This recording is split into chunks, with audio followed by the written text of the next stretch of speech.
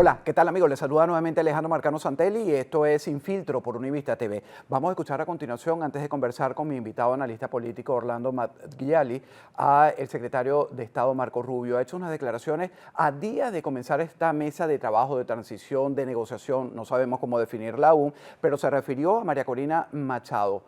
Vamos a escuchar.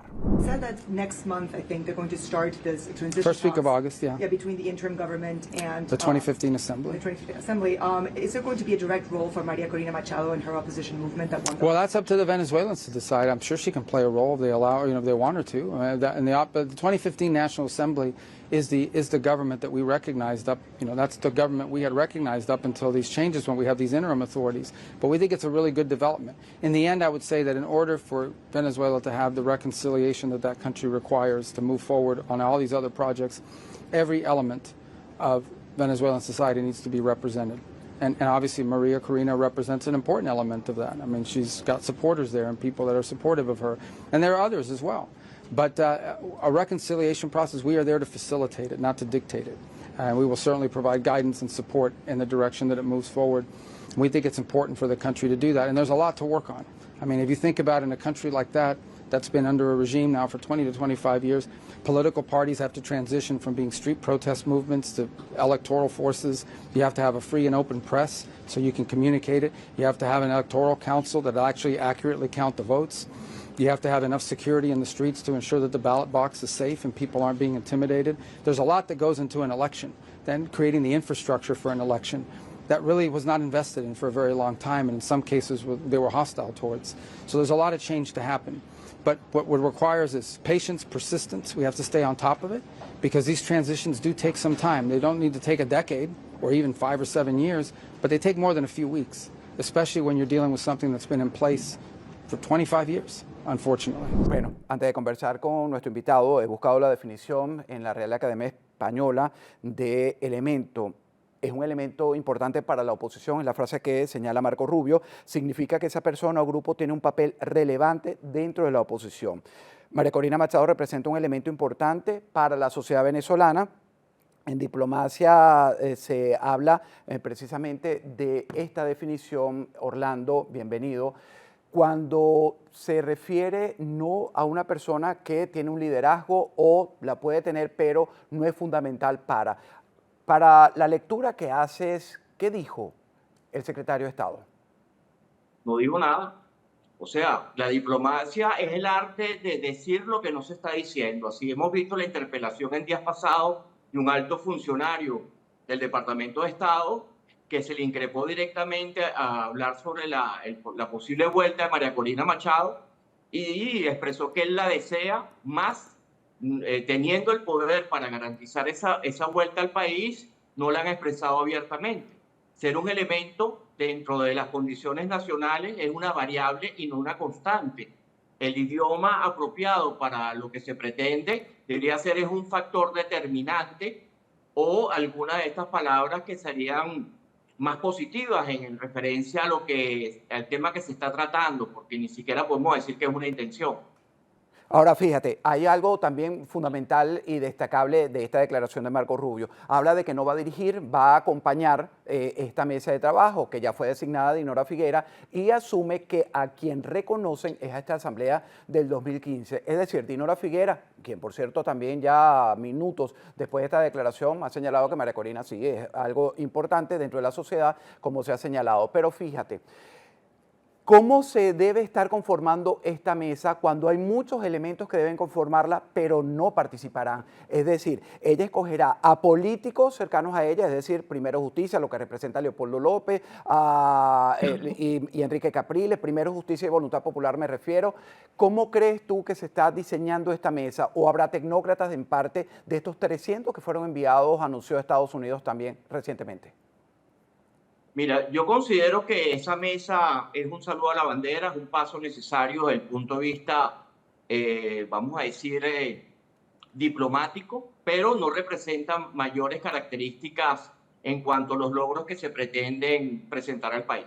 Dinora Figuera, a partir del momento que tocó tierra venezolana, es un agente del Departamento de Estado. Ella perdió toda característica de individualidad o afiliación política y ha llegado al país bajo un esquema de instrucciones, ¿no? Y como habíamos conversado anteriormente, esta asamblea de 2015 que se ha canonizado en el tiempo, que ha excedido el lapso de su periodo constitucional y que siguen arrastrando todas estas circunstancias permisivas de esta constitución de 1999, viene a cumplir tareas muy puntuales que yo considero que de alguna manera está la liberación de los bienes o de los activos del Estado venezolano para lo que sería la transición en las inversiones eléctricas y de rigor que requiere el gobierno de los Estados Unidos. Ahora, los planteamientos que se pueden hacer a nivel de institucionalidad, mira, habrá que seguirlos día a día y ver de qué se trata, ¿no? Porque según el criterio de nosotros, debe haber un cambio radical que incluso culmine con un proceso de elección manual que se convierta en un gran acto verdaderamente democrático y una fiesta nacional, en el sentido que todos podamos estar presentes en el conteo y evitar cualquier suspicacia por las características propias y los resultados que ha tenido en el tiempo esta votación electrónica. Bueno, fíjate, vamos a volver al tema de Marco Rubio y lo que ha señalado. Textualmente también indica, y es importante señalarlo y que lo analices, los partidos políticos tienen que pasar de ser movimientos de protesta callejera a fuerzas electorales. Aquí hay un mensaje nuevo, ¿no? Tienes que tener una prensa libre, que no la hay en Venezuela. Una prensa libre y abierta, dice, para que puedan comunicar sus propuestas. Tienen que tener un Consejo Nacional Electoral que realmente cuente los votos con precisión, a lo que te refieres tú, del voto manual. Tiene que tener suficiente seguridad en las calles para garantizar que las urnas estén a salvo, que la gente no sea intimidada. Cuando tú dices que un saludo a la bandera y escuchamos y entendemos las declaraciones de Marco Rubio, esto es un proceso que va para largo. Lo que comienza el 1 de agosto pareciera ser algo diplomático, algo de adorno, algo que si ocurriera o no, no va a cambiar el rumbo del plan de Estados Unidos, Orlando. Obviamente no. Cualquiera de las acciones que se estén tomando en este momento son meramente publicitarias para llamarnos el punto de vista, para dar la impresión de que se están generando cambios, que ciertamente sí se están generando, pero no en el ámbito del deseo del ciudadano venezolano. Es entendible que estos procesos de reinstitucionalización del país, después de 26 años más, porque esto no es nuevo, ¿no? Esto no es netamente el chavismo, va a requerir un largo proceso y una hoja de ruta, que es lo que nosotros hemos querido presentar al país a través del proyecto, el Plan Miranda. Esto no puede ser solamente qué acciones se van a tomar, sino que también debe tener un PERT que sea analítico, organizacional, de ejecución en el tiempo y que se enlace con otras acciones que deben ser tomadas en paralelo para ciertamente consolidar cualquiera de los proyectos o de los planes de los que se está hablando. Nosotros tenemos un registro electoral totalmente amañado, donde hay múltiples cedulados, donde hay fallecidos votando y quién sabe qué otras anomalías podamos encontrar dentro del sistema.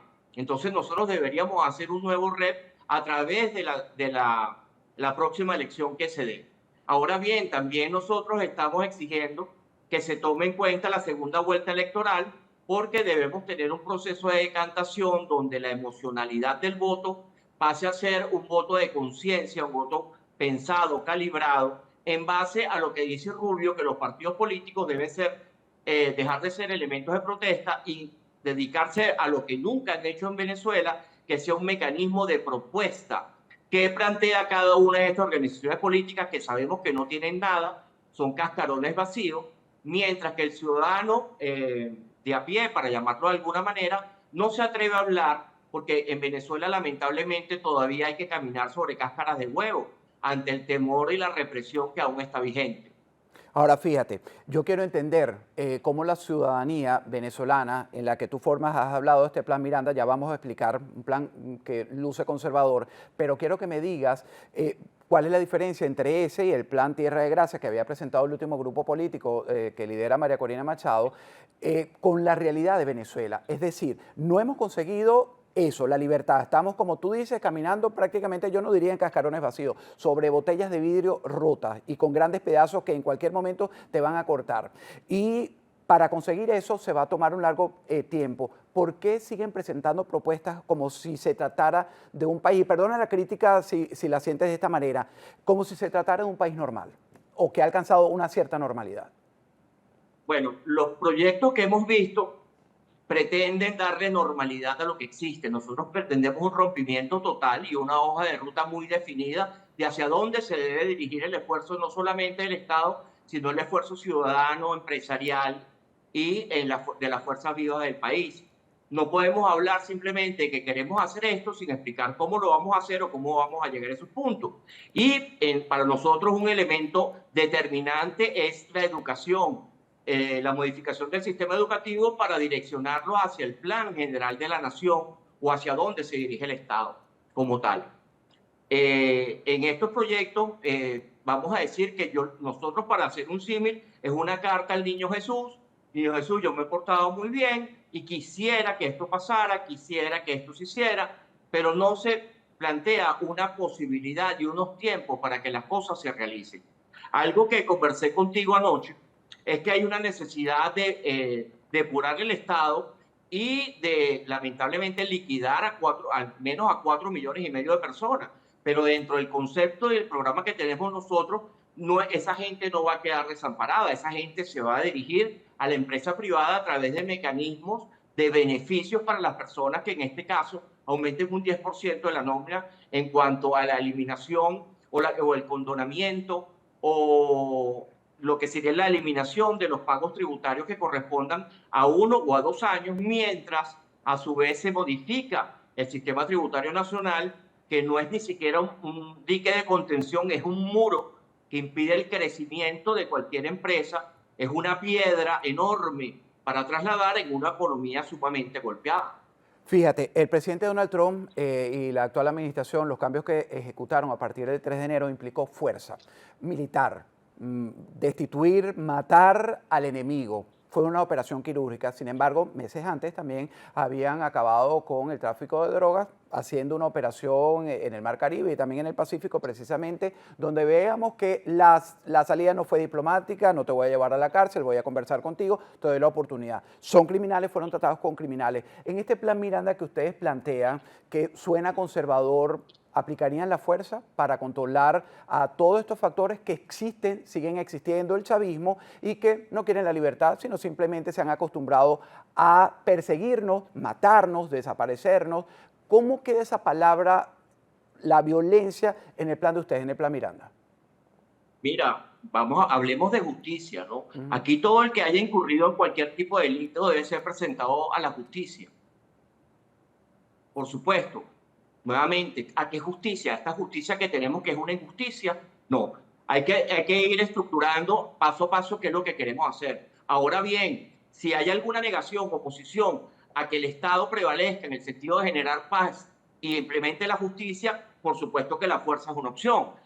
Hay un plan, nosotros tenemos un plan de pacificación y de entrega de armamento, que las personas que decidan mantenerse al margen de la ley recibirán una confrontación definitiva y de gran escala de parte del Estado, ¿no? Porque es imposible que nosotros avancemos en un plan de pacificación como fue la pacificación de la guerrilla, que surgieron estos movimientos de izquierda con características democráticas que se consolidaron en lo que hoy es el chavismo, que es la antítesis total de cualquier democracia, sino más bien una tiranía. Entonces, darle esos beneficios es imposible de tenerlo en mente, ¿no?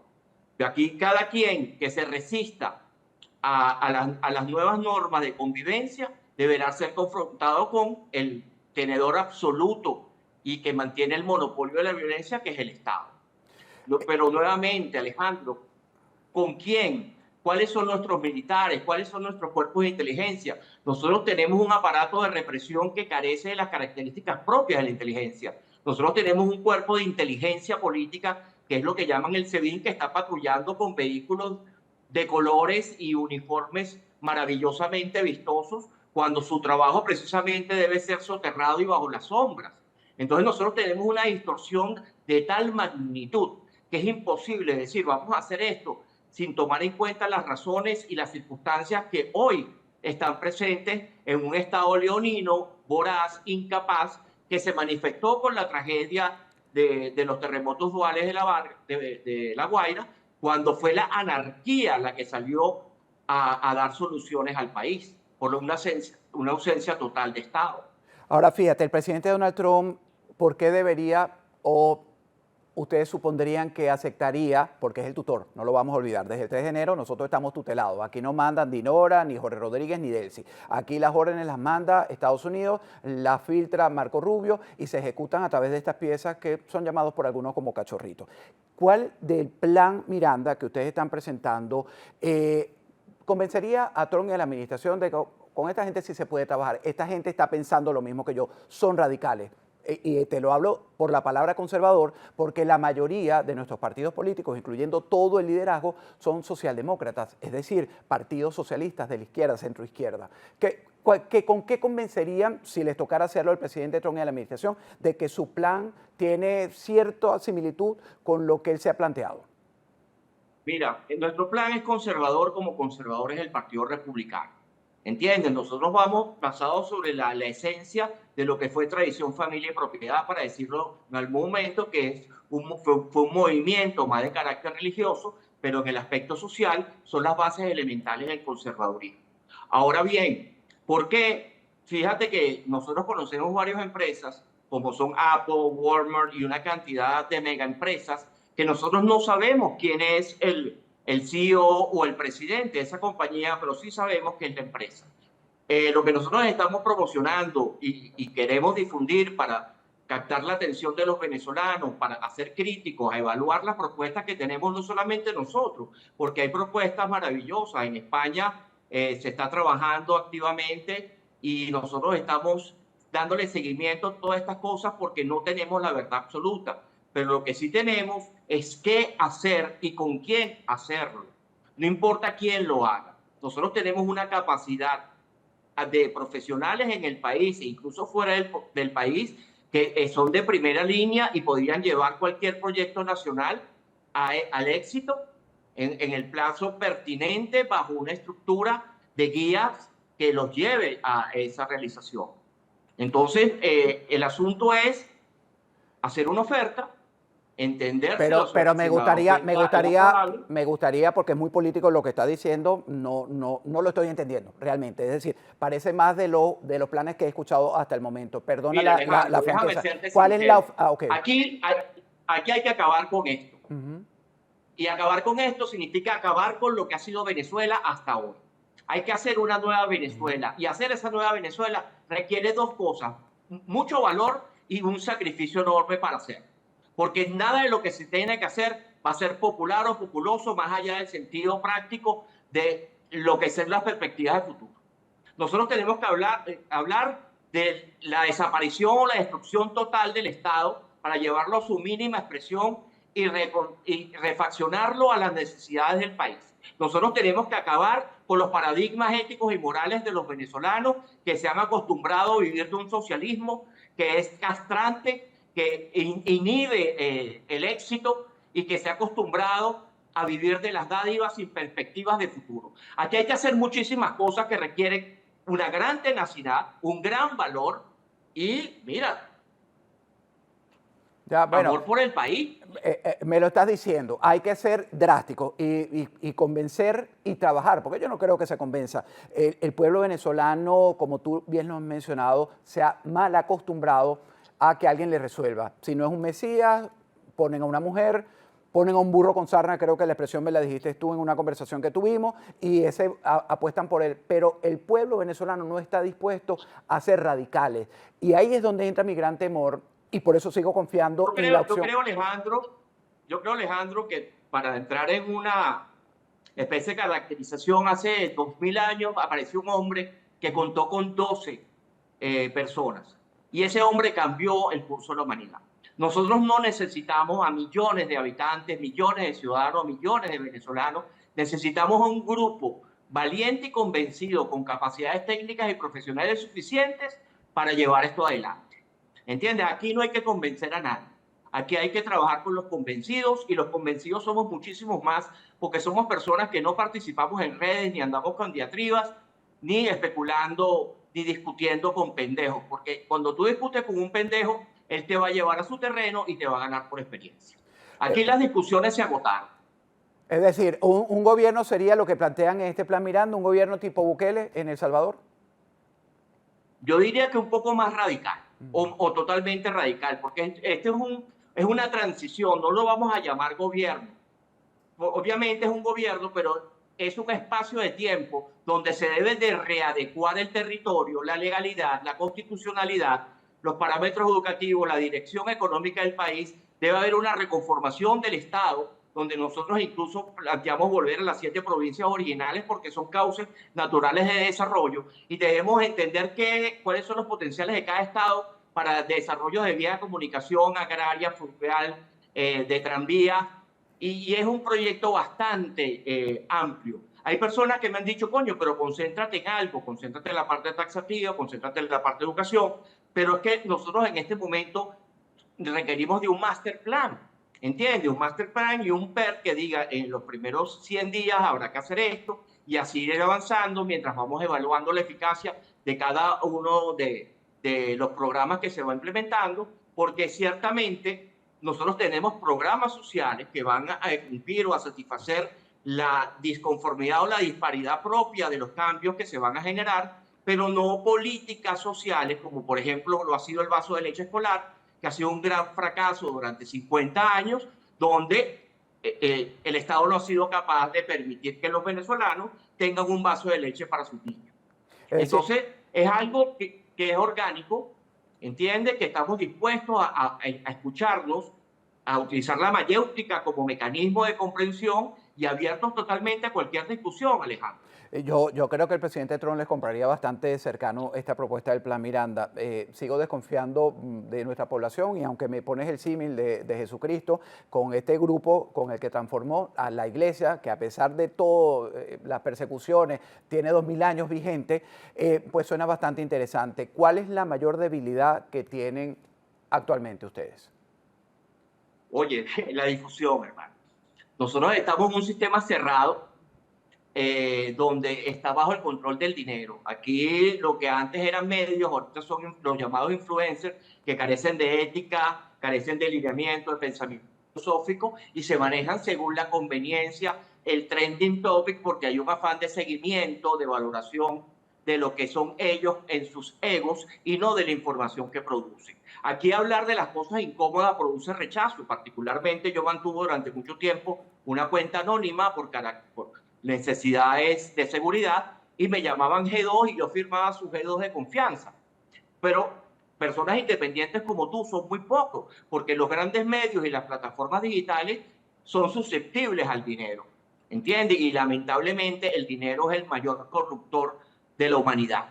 Entonces, ¿qué necesitamos? Que ciudadanos de a pie se incorporen, comiencen a hablar de esto con sus vecinos, con su familia, comiencen a criticarnos, pero que se cree un debate real en cuanto a lo que el país necesita. Estamos equivocados. ¿Qué otra propuesta hay de qué ruta seguir? ¿Entiendes? Y la vamos a oír. Como te estoy diciendo, hay gente seria trabajando en diferentes proyectos, en diferentes países, de venezolanos muy capaces, haciendo una propuesta. Vamos a escuchar la propuesta, pero vamos a sentarnos y vamos a consolidar una oferta para el país. Un par de preguntas para finalizar la entrevista. ¿Aceptarían que se incorpore gente que no sea de origen venezolano, es decir, tecnócratas, que en la administración Trump, que sea un salvadoreño, que sea un americano, que sea gente que esté ajena probablemente hasta la seducción del dinero? Porque cuando vemos la conformación de todos estos grupos políticos, están los amos del valle, los que tienen grandes empresas y con ese dinero van comprando voluntades a influencers, medios de comunicación, puestos en el Congreso, etc. Eso pasa en la humanidad. El ser humano es corruptible. Pero creo que si se conformaría un grupo, no sé, es una idea que se me está ocurriendo ahora, multirracial, ¿evitaría eso o es una idea descabellada mía? Alejandro, el talento no tiene nacionalidad. Eso es algo sumamente importante.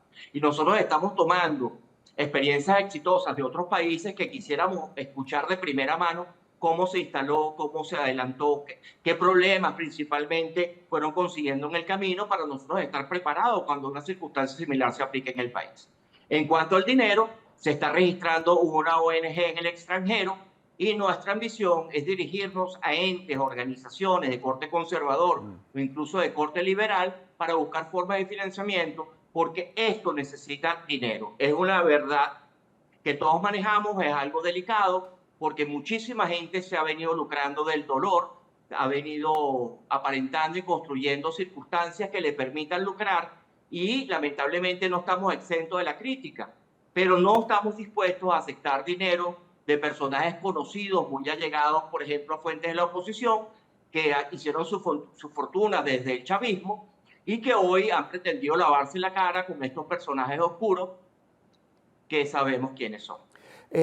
La última pregunta. Esa mesa que comienza el 1 de agosto, a mí me preocupa, porque cuando se habla de dinero, tú lo has dicho, ¿no? Es mucha gente susceptible a ceder frente a la ambición de manejar recursos y por qué no quedártelos, que es lo que hemos visto a lo largo del tiempo, ¿no? Y nos ha llevado a esta condena de tener partidos políticos pues doblados a sus amos, que son los que los financian, incluso no nacionales, sino de nombres grandes e incluso de aquí de Estados Unidos. Esa mesa, ¿cuál es tu mayor preocupación? No sé si compartes conmigo que me da miedo que sean esos mismos políticos que se enriquecieron en el chavismo, que terminaron siendo boliburgueses y que quedemos con más de lo mismo. Bueno, mira, verdaderamente no debería darte miedo que pueda ser, porque deberías tener miedo porque eso será. ¿Entiendes? Lamentablemente, las personas que van a estar dirigiendo eso son las personas que han consolidado diálogos y conversaciones y puentes oscuros tras bastidores con el régimen. Nosotros estamos viviendo una moneda de dos caras, pero es la misma moneda. Uno representado por una oposición negociadora, traidora, falsa, ficticia, que ha buscado su permanencia y que ha tirado tablas de salvación cada vez que el régimen se ha visto en circunstancias difíciles, y el régimen como tal que tiene una naturaleza, su propia naturaleza. ¿Qué es lo que estamos buscando nosotros, Alejandro?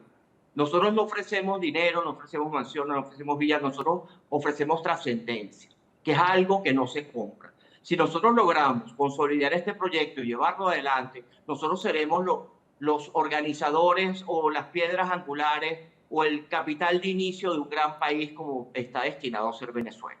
Y eso es lo que nosotros queremos ofrecerle a las personas que participen nosotros. Ser algo o ser parte de algo mucho más grande de lo que podría representar cada uno como individuo, ¿entiendes? En una pérdida de ego y un entendimiento real de la trascendencia, de la espiritualidad. Venezuela necesita de nosotros más que nunca, y hay una encíclica papal, no recuerdo su nombre, creo que fue de Juan Pablo II, Pablo VI, que decía que la política es el arte del sexo de la práctica religiosa, porque es el único mecanismo real donde tú puedes ayudar a millones de personas, entiende, que ni siquiera conocen. Y nuestro proyecto es que nuestros hijos puedan tener el país que nosotros en algún momento casi tuvimos, y que se puedan sentir orgullosos de formar parte de una nación que se ha levantado de un caso de estudio internacional que durante mucho tiempo va a ser discutido, porque esta relación, entiende, de un sistema régimen-oposición que ha gobernado el país durante los últimos 27 años, será estudiado profundamente en todas partes. Muchísimas gracias, Orlando Mangiadli, por habernos acompañado en la noche de hoy.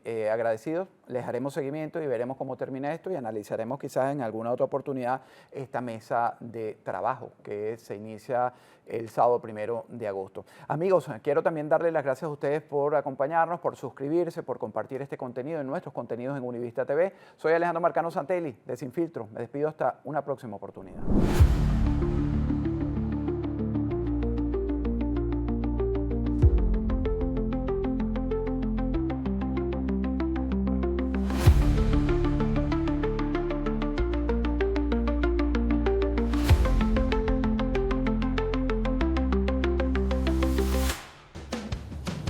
Hasta el mejor conductor tiene un mal día. Nadie espera un accidente, pero cuando ocurre, la pérdida se siente. Sin protección, un pequeño instante puede convertirse en un gran problema. En Univista Insurance entendemos lo que está en juego. Con nosotros, tu tranquilidad se convierte en parte del camino. Como Maggi, asegúrate con los mejores. Univista Insurance, su mejor opción. El 30 de abril del 2025 solo había tierra y planos, además de un sueño nacido con la esperanza de transformar una comunidad. Un año después, ese sueño ya tiene forma. Cada pared levantada, cada paso dado, cada día de trabajo fue construido pensando en las familias de Allapattah, porque cuando una comunidad crece, crecemos todos. Hoy, Unicapro Allapattah representa mucho más que una nueva construcción. Representa acceso a la salud y un futuro más fuerte para quienes llaman a este vecindario su hogar. Y esto apenas comienza. Unicapital Allapattah, construyendo futuro para Miami.